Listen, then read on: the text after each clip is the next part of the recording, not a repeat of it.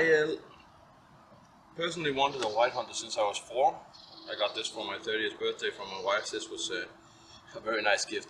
But it's a great knife for the outdoors.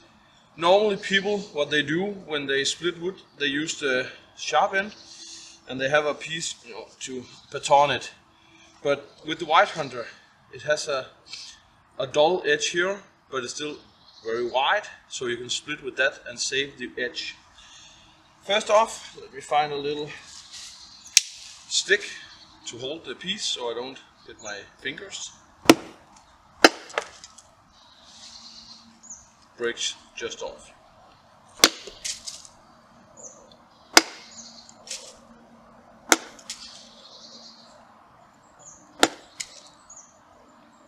I'm going for small pieces here because it burns better than big chunks.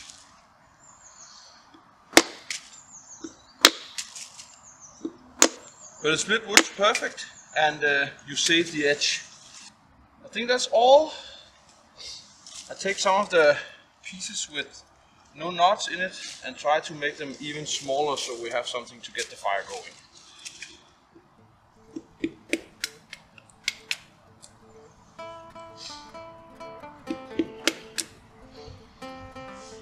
It's a really nice and safe way to split wood. Instead of hammering on the knife with a big branch or something, this is way more controlled, and if it slips, your finger won't get hurt. You can also, when you get a little bit into the wood, you know, twist the knife and then it breaks off, splits evenly.